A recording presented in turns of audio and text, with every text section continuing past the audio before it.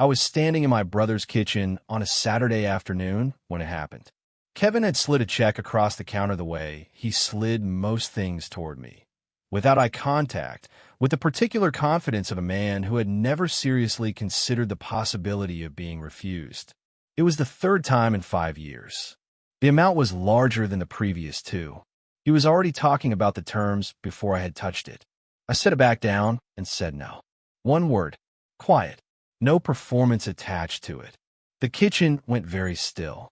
Kevin looked at his hand, then at me, then at the check still sitting on the counter between us, as though he was waiting for me to correct myself. I didn't. I had been a family's yes for 34 years. The one who showed up, who covered the gap, who absorbed the ask without making anyone feel the weight of it. I had said it so many times and so automatically that I had stopped experiencing it as a choice. It was just the answer. The only answer anyone around me had ever needed to prepare for. 3 weeks after that Saturday, my mother called to tell me Kevin was hurt. Not what I had done, that I had said no to him. That was the specific word she used. Hurt. That call told me everything the yes had been hiding. The morning started the way most of my Saturdays started. A text from my mother at 8:15 asking if I could drive my aunt to a specialist appointment on Tuesday. A call from a college friend asking to borrow my car for the weekend. He had a thing, he said, and he needed something reliable. A message from Kevin asking if I could come by later. He needed to talk something through. I said yes to all three before I had finished my coffee. I want to be honest about something. I was not miserable.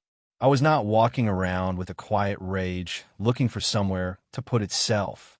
I had become comfortable with the yes in the way you become comfortable with anything that has structured your life long enough. Not because it was right for me, but because I had stopped being able to imagine the alternative. The long shape of it had started early. Kevin had borrowed $2,000 from me when I was 26, during a stretch where one of his deals had fallen through and he needed a bridge. He had been specific about paying it back.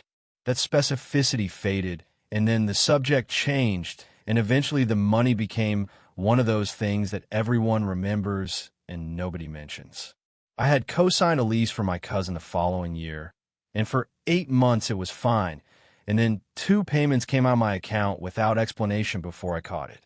I drove 4 hours to help a friend move into a new apartment and spent the day carrying boxes in July heat, and then watched everyone pile into cars to go out for dinner and realized, standing alone in the empty hallway, that nobody had thought to include me. I drove home. I told myself these things happened. I told myself this was what it meant to be the person people could count on. Kevin's house was a 40-minute drive. He poured me a beer when I arrived, and we talked about nothing in particular for 10 minutes. A game from the previous weekend, something about a car he was thinking about, the comfortable surface level of two people who know each other well and rarely go deeper than that. Then he reached behind the counter and set a folder down between us. $60,000. A business loan, a new venture, something in commercial real estate that he explained with the fluency of a man who had been practicing the pitch. He needed a co-signer, someone with clean credit and a stable income. He said the way he might ask to borrow a wrench. It's basically a formality, he said. You've got the credit, I've got the plan. Same as last time. I looked at the folder. I did not open it. Same as last time. Last time had been a co-sign on a lease for his previous apartment that he had vacated 8 months early, leaving me to field 2 calls from the property management company before it resolved. He had not mentioned that part. I sat there with my beer and the folder between us, and something that had been accumulating for a very long time settled into a kind of stillness I had not felt before. That evening, driving home, my phone lit up with a message from my cousin Maya. She was 27, the quietest person in the family, someone who had watched every dynamic from a careful distance for years. The message said she was just checking in. Nothing attached to it. No ask, no request. Just hello. I stared at it at the red light and then put the phone down. I noticed the difference. The role had not been assigned in a single moment. It had accumulated the way most things accumulate, quietly, incrementally, in gestures small enough that no single one of them seemed like a decision. I had been the easy one for as long as I could remember. The child who shared without being asked, who did not make scenes, who read the room and adjusted accordingly. My mother used to say it like a compliment. Adam is easy, Adam is steady, Adam just handles things. I had received it as a compliment for long enough that I had never thought to examine what was being asked of me underneath it. As a teenager, I covered for Kevin when he came home drunk on school nights. I was 15, he was 19, and I had already understood by then that protecting him from consequences was part of my function in the family. I did not think of it in those terms. I just did it because it was what you did, because Kevin was Kevin, and I was the one who handled things. Kevin's failures had always been treated with a particular tenderness in our family. The startup he launched at 28 and folded at 30. My mother had spoken about it the way you speak about a natural disaster, something that happened to him, rather than something he had done. The job he walked out of without another one lined up. The marriage that ended badly enough that there was a period of 2 years where the subject was handled carefully in every family conversation. Each of these things had a cost. The cost was rarely Kevin's. It redistributed quietly to the people around him, and I was the largest part of that redistribution. The listening ear, the financial buffer, the presence of family events that kept the room balanced when Kevin's behavior made balance necessary.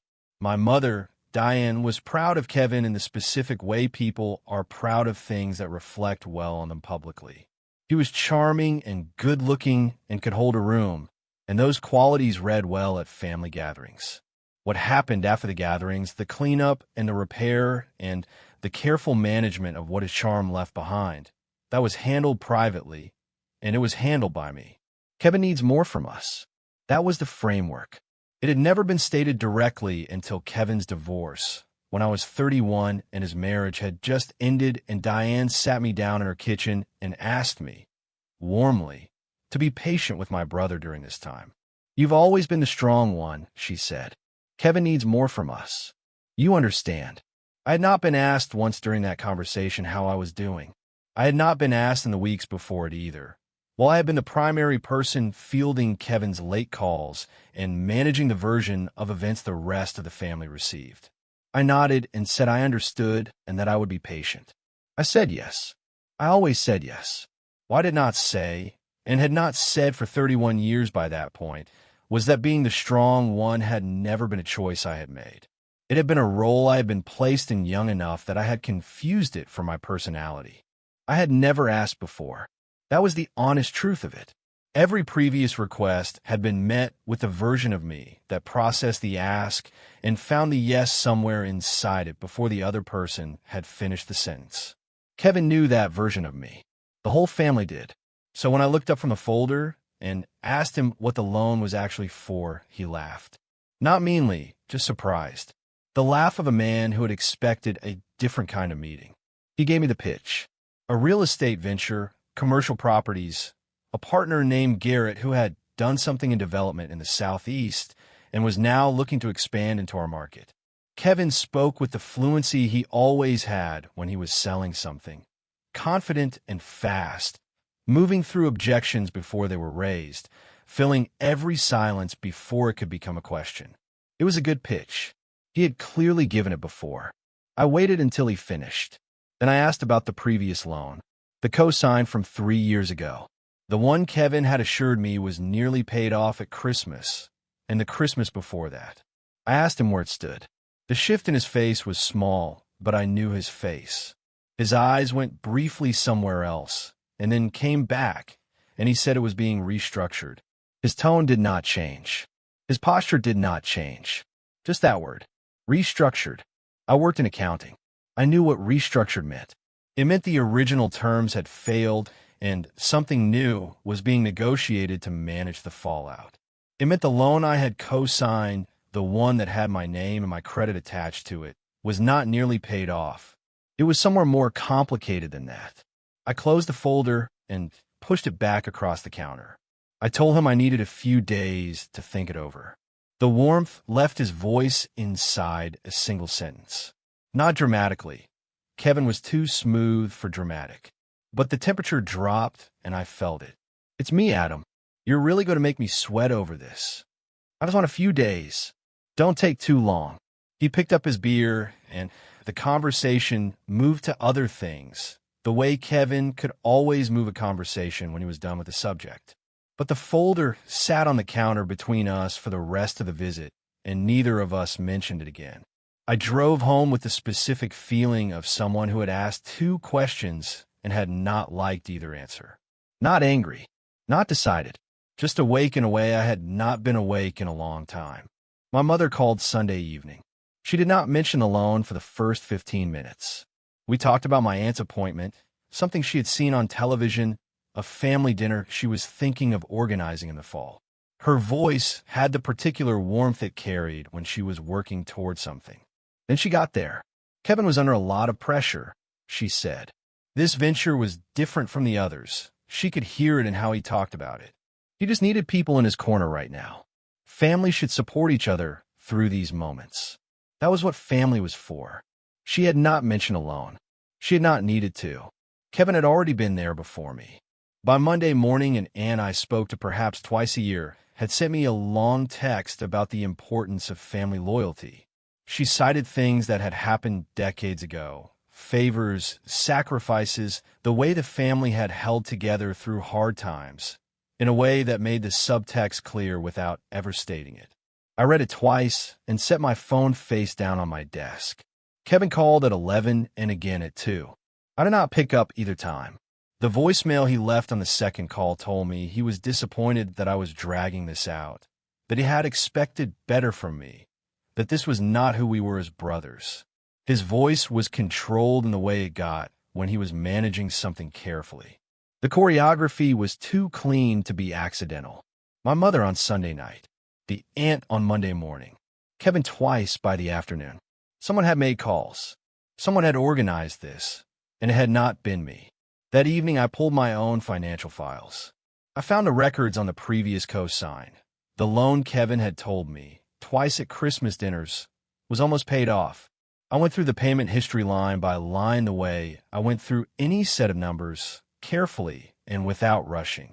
For missed payments in the last 12 months, each one had triggered an automatic process that had touched my credit report. I had not been notified. I had not been asked.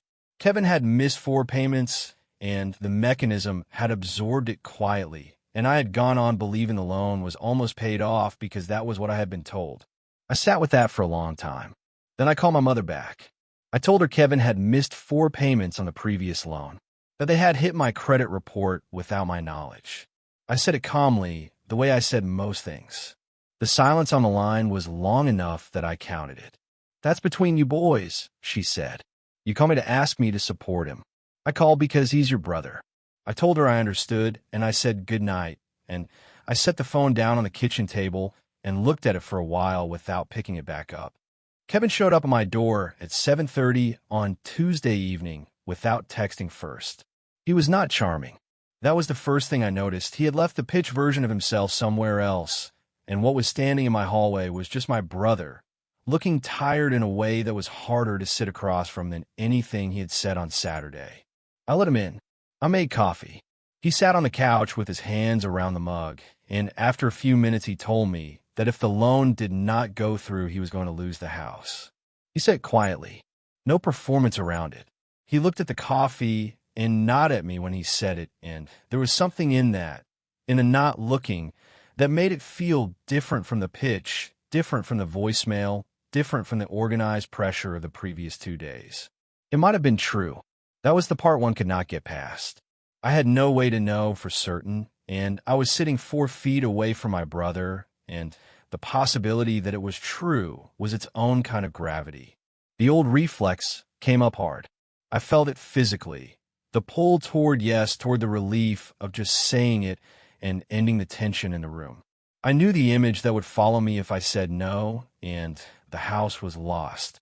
I had been shaped from childhood to know that image and to do whatever was necessary to prevent it. 34 years of conditioning does not dissolve because you have spent a week examining it. It sits in the room with you and breathes. I was close. I want to be honest about that. I was close to reaching for the folder. Then Kevin set his mug down and said it. I knew you wouldn't actually let me down. You never have. He said it with a kind of relief already in his voice, as though the outcome had already been determined, and we were just completing the formality of the conversation. As though the question had never genuinely been open. I heard the assumption underneath the sentence, and it landed differently than anything else he had said. Not a gift, an obligation. He had never, not once, across 34 years and 3 loans and 4 missed payments and 100 yes answers, considered that the answer might be different. He had not come to ask me. He had come to collect. You're the only one I can count on, he said. I looked at him for a moment before I answered. Why is that, Kevin? Why am I the only one? He opened his mouth and then closed it. He looked at his hands. The silence stretched long enough to become its own answer. I sat with him in that silence, and I felt the reflex recede. Not disappear, but recede, and underneath it was something steadier than I had expected to find there. I called Kevin at 8:30 Wednesday morning. I had not rehearsed it beyond the essential thing, which was that I was going to say it once and not walk it back. He picked up on the second ring. I told him I'd thought about it carefully, and the answer was no. I would not co-sign the loan. I said it the way I had decided to say it, without a list of reasons, without an apology attached to it, without the softening that had always been my way of making my discomfort easier for the other person to absorb.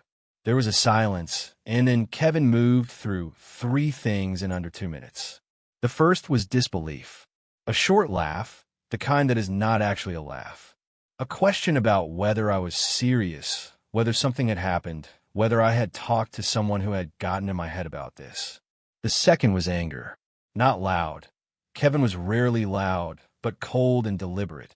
He told me I was being selfish, that I had always had a problem with his success, that this was about jealousy dressed up as principle, that I had always been like this, even if I had hidden it well.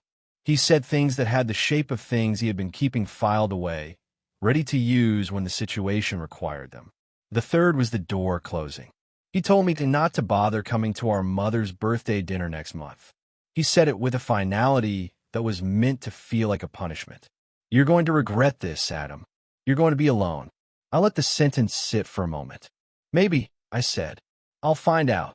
He hung up.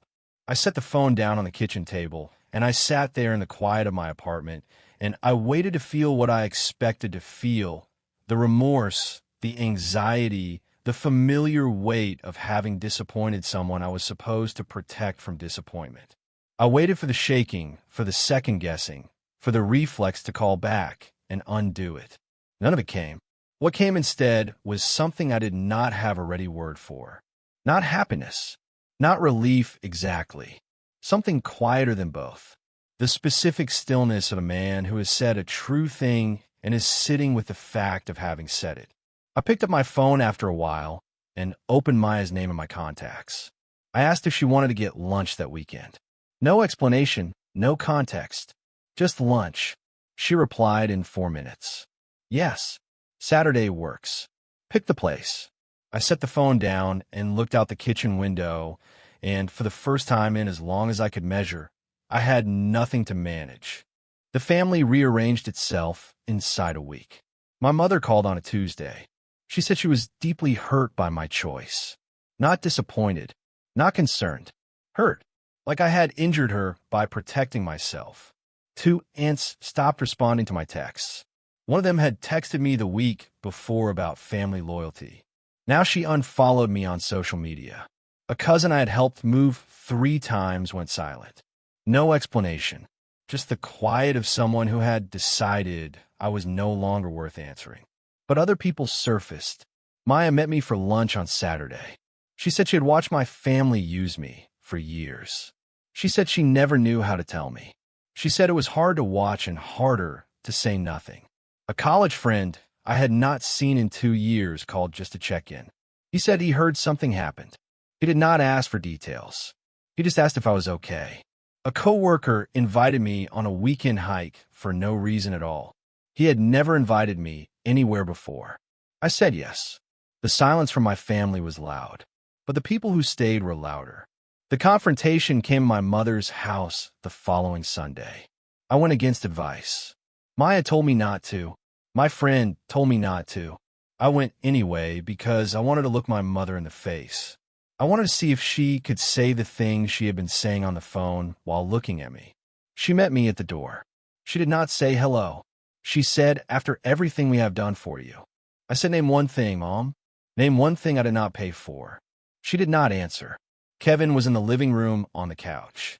He would not look at me. I stayed standing. Diane started crying. She said I had broken the family. I asked how.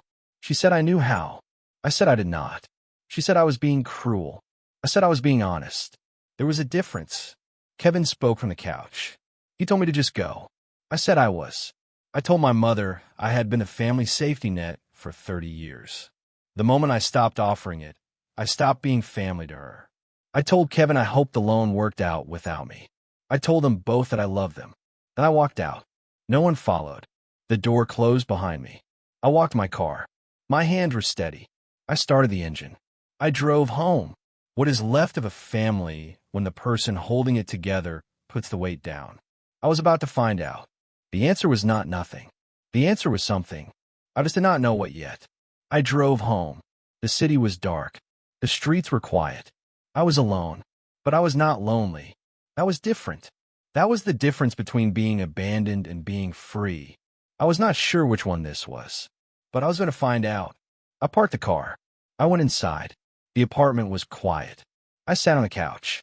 The phone did not ring. No one called to check if I made it home. That was fine. I did not need them call. I just needed to know I could say no and survive. I did. I was surviving. That was enough. That was everything for now. In the weeks that followed, my phone went quiet in a way it had never gone quiet before. The requests stopped. The check-in stopped. Even the small obligatory text stopped. The kind that said just checking in, but meant here is something I need later. I had expected to feel abandoned. Instead, I felt something closer to spaciousness. Room to breathe. Room to not be needed. I had not known how heavy silence could feel until it was replaced by actual silence. The absence of weight was not emptiness. It was relief. I learned through Maya that Kevin found another co-signer, a business partner I had never trusted. The loan went through. Kevin had not contacted me. I filed this information away without satisfaction. I had not wanted Kevin to fail. I had only wanted to stop being the one who prevented it. There's a difference between wanting someone to lose and wanting to stop carrying them. I was learning the difference. Slowly, in the quiet of my apartment, my mother sent me a long email mid-month. It alternated between guilt-tripping and reminiscing about my childhood. She remembered the time I fixed her car when I was 19, the time I stayed with her after a surgery when no one else did. She remembered everything I had done. She did not remember asking. She just remembered me doing. I read the email twice. Then I wrote a short reply. I told her I loved her. I told her I was not angry. I told her I was not coming back to the role I used to play. I sent it. I closed the laptop. I did not wait for a reply. I did not need one. Maya and I had a second lunch. She told me half the family was mad at me. The other half was finally seeing what was happening. I asked which half she was in. She said the half that should have said something years ago. I asked why she did not. She said she did not think I would listen. I said I was not sure I would have. She said she was sorry. I said I was not. I was just different. That was not nothing. My phone stayed quiet. The request did not come back. I went to work. I came home. I cooked dinner for myself. I sat on the couch. I read a book. I went to bed. I woke up. I did it again. The days were not exciting. They were just mine. I had not realized how much of my life had been organized around being needed, around waiting for the next ask, around holding myself in a state of readiness, so I could say yes before anyone had to ask twice. That was over. I was not needed anymore. And for the first time in 30 years, I was not sure what to do with my hands. What does a life look like when it is no longer organized around being needed? I did not know yet, but I had time to find out. The phone was quiet. The apartment was quiet. I was quiet, not the quiet of waiting, the quiet of being, just being. I was learning, slowly, in the absence of requests, in the absence of obligation. I was learning who I was when no one needed anything. It was strange. It was uncomfortable, but it was mine. That was enough. That was everything for now. I sat on the couch. The night was long. The phone did not ring. I did not check it. I just sat. Being. Not needed. Just being. That was the new shape. I was learning to wear it.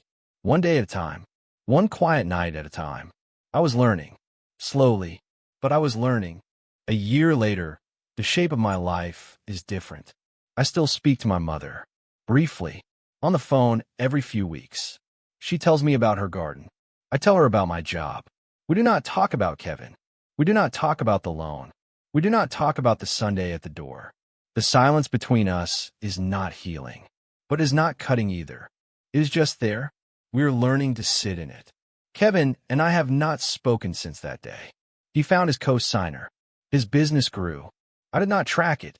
I did not need to. 2 aunts have come back quietly. They ask nothing. They just call. They just check in. The cousin who stopped responding is still gone. I have stopped counting. Maya has become something close to a sister. She had been watching my family for years. Waiting for someone to say the word, I finally said. We have a standing brunch every other weekend. She tells me one morning that she has started saying no in her own life. Small ways at first, then bigger ones. She traces it back to me. She said watching me say no gave her permission to try. I realized then that the seed planted by my single no had reached further than I knew. It was not just mine. It was hers, and maybe others. People I would never meet. People who heard the story secondhand. The word had traveled. I did not know where it would stop. I hoped it would not stop. On a Saturday afternoon, I stand in my own kitchen alone making coffee. My phone is on the counter face up silent. I think about the man I was a year ago, holding a check across a counter, saying yes before I had even read the terms. That man was not stupid. He was just trained to believe his value was his availability. That saying yes was the same as being good. That saying no was the same as being cruel. I have been trained for 34 years. It took me one word to unlearn it. Not all of it. Enough. Maya asked me at brunch if I ever missed being the one everyone called. I said I missed being needed. I did not miss being used. I finally knew the difference. She nodded. She understood. She always had. I pour my coffee. I do not check my phone. No one is calling because no one needs anything. That used to feel like abandonment. Now it feels like peace. I had spent 34 years believing my value was my availability. The day I stopped being available, I found out which people had loved me and which people had only loved the answer. I carry the difference with me now. I do not carry the rest. Am over at where silence ends. What did you lose when you finally said no, and who stayed anyway?